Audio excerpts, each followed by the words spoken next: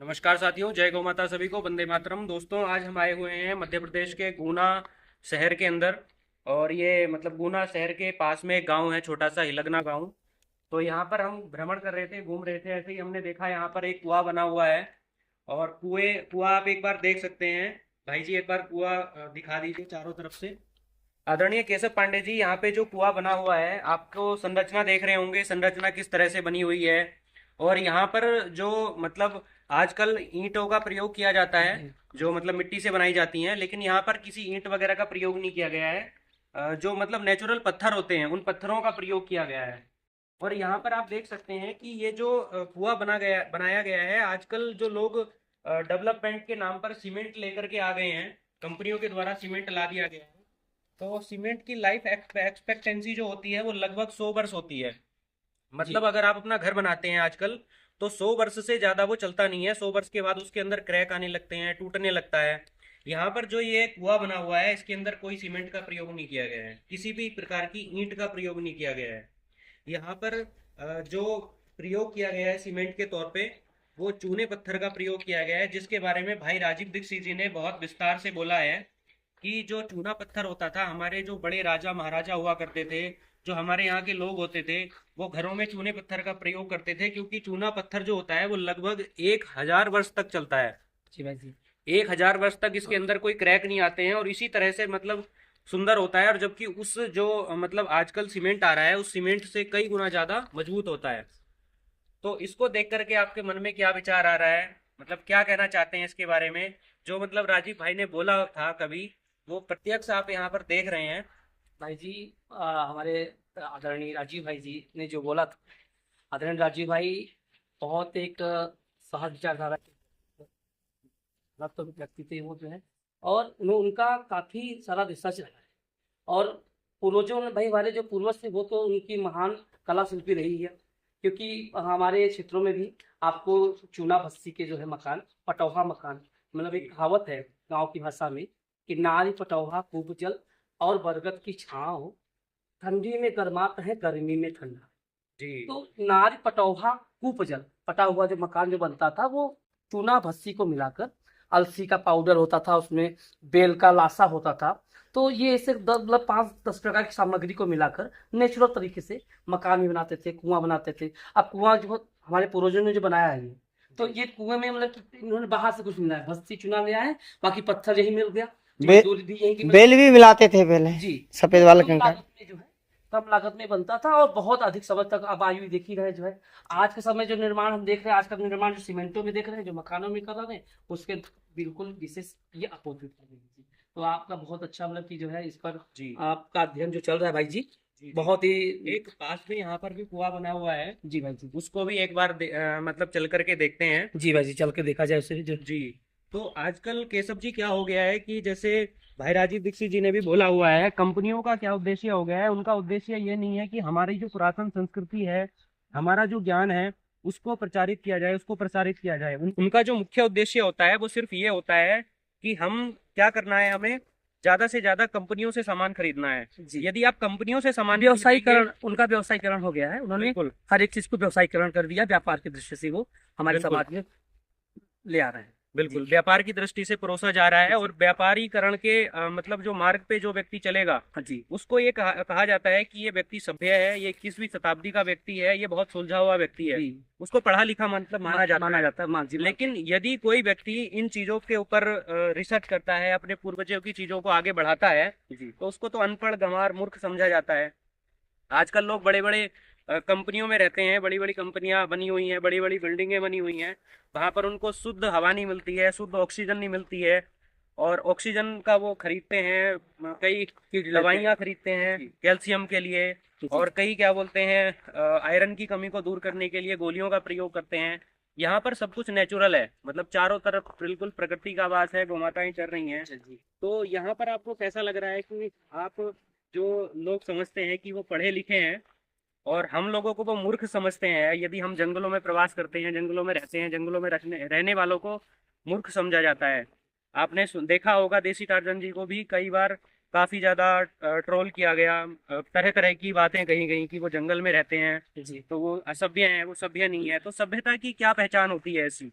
देखिए देवेंद्र भाई जी, एक बात और कहना चाहूंगा। आपने भी बहुत ही मुख्य, बहुत ही आपने प्रश्नवाचक चिन्ह भी, प्रश्नवाचक प्रश्न भी रखा जी कि सभ्यता और असभ्यता की पहचान। जी कि यानी जो आज का जो आधुनिक शिक्षा है, जो आधुनिक शिक्षा, जो आज का ये इस युग, इस समय का जो कालांतर शिक्षा लोग ले रहे हैं, वो मतलब शिक्षित और पढ़े लिखे करा जा रहे हैं।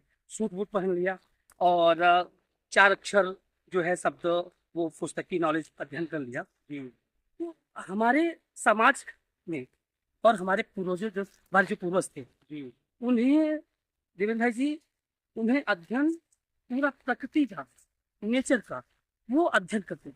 जी और आने वाले समय में कुछ ज्यादा तो हम अभी नहीं कहना चाहेंगे। जी जब मार्क्स मैकाले शिक्षा प्रणाली को यहाँ भारत में, जब मार्क्स मैकाले आया, जी और हमारे राजीव भाई जी कहा करते थे जी कि अगर भारत की संस्कृति को, भारत को अगर अपने वश में करना है, जी तो सबसे पहले उसके शिक्षा व्यवस्था, उसकी कार्य व्यवस्था और उसकी संस्कृति पर हमें प्रहार करना होगा। जी तो मार्क्स मैकाले का पूरा उसी का बिछाया हुआ जाल आज हमारी जो भारतीय वंशज है, जो हमारी परंपरा के लोग हैं, जी वो उसमें एकदम पूरी तरह से फंस गए।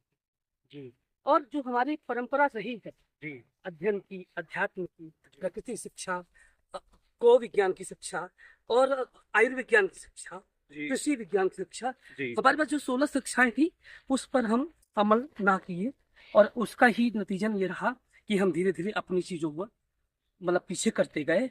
और आने वाले समय के जो जो यानी इनका मंशा थी जी इनकी, जी मतलब इन्होंने जो षड्यंत्र रचा, जी ये धीरे धीरे धीरे धीरे कामयाब होते होते चले चला गए। गया। हाँ, अब रही बात आती है भाई जी कि अब हम अगर अपनी पुरातन पे हम जा रहे हैं, जी अपनी पुरानी संस्कृति, पश्चात अपनी सभ्यता को फिर से हम धारण कर रहे हैं, जी तो कहीं ना कहीं से जो ये मतलब तंत्र पर बैठे लोग हैं, जी जिन्हें ये व्यवस्था नहीं भा रही है, जी जो व्यापार के आधार पर जी जो विश्व पर अपना राज्य चला रहे हैं, जी कहीं ना कहीं से इनकी नींव कमजोर हो रही है।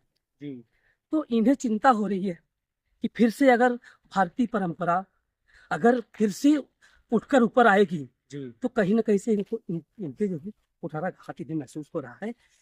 और हमारे वंशज अब फिर से अपन धीरे धीरे वापस इसकी ओर आ रहे हैं। और प्रकृति उन्हें आगाह कर रही है। जी प्रकृति कुछ समय पहले भाई जी, कोरोना ने अभी चेताया, जी कोरोना उसका उदाहरण देते हैं जी कि हम कितना दूर तक आप प्रकृति से छेड़छाड़ कर ले, जी छेड़छाड़ कर लो प्रकृति से। यहाँ पर ये दूसरा कुआं बना हुआ है। यहाँ पर भी आप देख सकते हैं कि किस तरह से मतलब कितनी सुंदर इसकी संरचना है। और मुझे एक पहले जब मैं अभी अभी घूम रहा था, एक बुजुर्ग मिले थे। जी वो अभी दिखाई नहीं दे रहे हैं, चले गए हैं कहीं। तो जो बुजुर्ग थे उन्होंने कहा कि मतलब जब वो छोटे थे, इस कुओं के ऊपर जैसे रेंट वगैरह से बैल लगा करके वो पानी निकालते थे। तो तब वो अपने बचपन में, अपने जीवन काल में वो पानी निकालते थे, और उस समय भी इसकी जो संरचना थी वो इसी प्रकार थी। उनका कहना ये था। मतलब कहने का तात्पर्य ये है कि उनकी जो उम्र है वो लगभग 80 साल हो गई होगी, 70 से 80 साल। जी तो 80 साल पहले यदि ये ऐसा ही दिखता था सेम, तो सोचने का विषय ये है, विचार करने का विषय ये है कि ये कितना पहले बना हुआ होगा। इसके अंदर कोई क्रैक नहीं है और कोई ईंट का प्रयोग नहीं किया गया है, सिर्फ ये पत्थरों वगैरह का प्रयोग करके बिल्कुल एक सुंदर संरचना बना दी गई है। कहीं से कोई मतलब खरीद के सामान नहीं लाना पड़ा होगा। किस तरह से मतलब चूना पत्थर वगैरह लगा के बनाया गया है। तो कहने का तात्पर्य ये है कि हमारी जो संस्कृति है उसको कहीं ना कहीं छिपाया जा रहा है, उसको तोड़ा जा रहा है आज व्यापारीकरण के उद्देश्य से। क्योंकि अगर व्यापारीकरण करेंगे या हमारी संस्कृति को बढ़ाएंगे, तो हमारी संस्कृति के बढ़ाने से उनका व्यापार नहीं बढ़ेगा, उनका लाभ नहीं होगा। देखो देवेंद्र मुख्य भाई जी, एक आपने अभी जो कहा कि ये कुआं जो संरचना हमारे पूर्वज जो किए, तो उनके पीछे भी एक बहुत बड़ा तथ्य छिपा हुआ था। जी मतलब उनका जो वैज्ञानिक आधार था, जी बहुत ही उनका मजबूत था।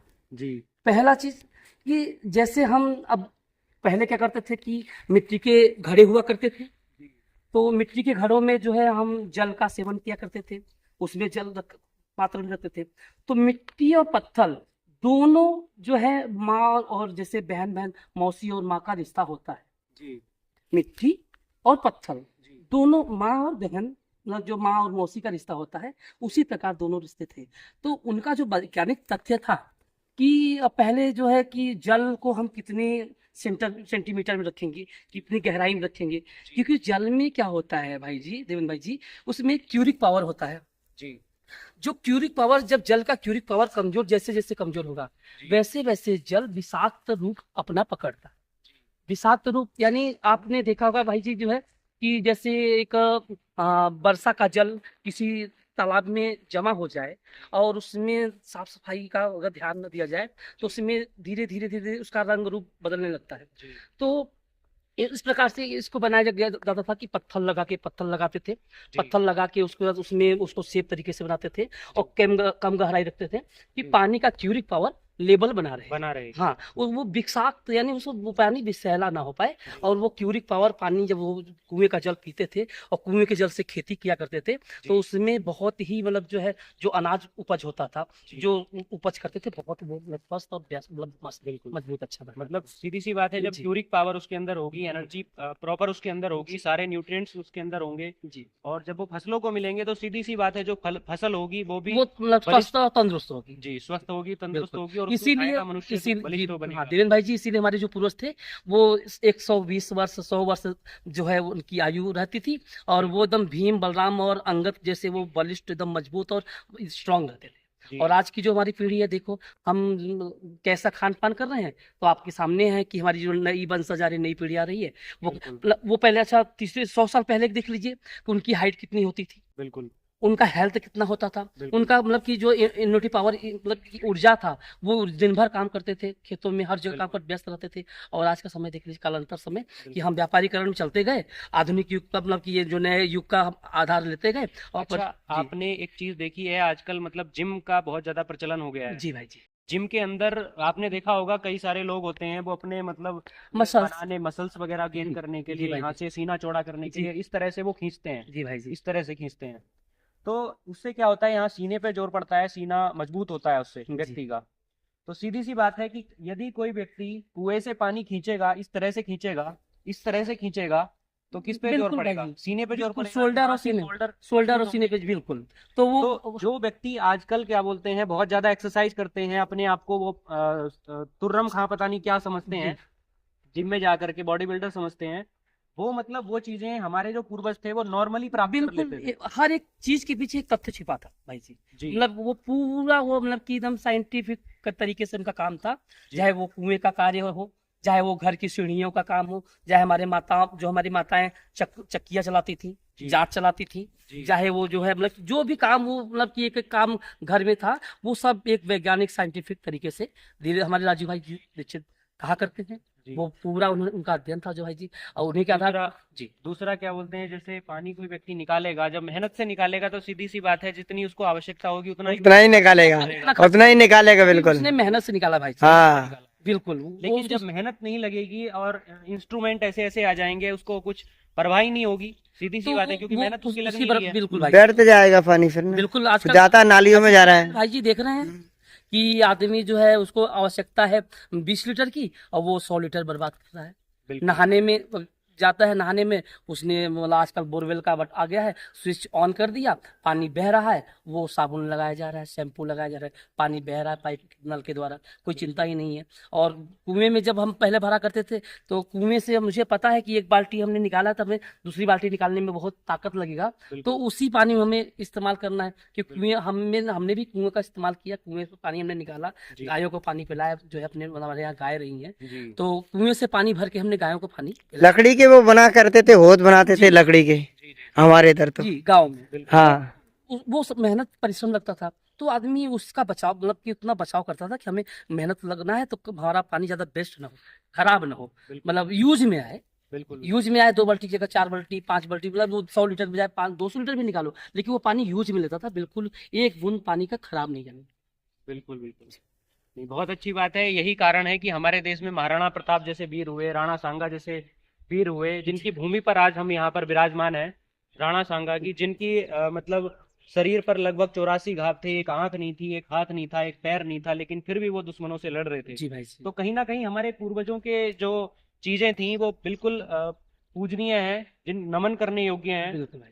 तो उसके लिए आपने मतलब ये सब जानकारियां दी, यहाँ पर लेकर के आए, और ये हमने मतलब आपस में डिस्कस की, उसके लिए आपका बहुत बहुत धन्यवाद। जी भाई।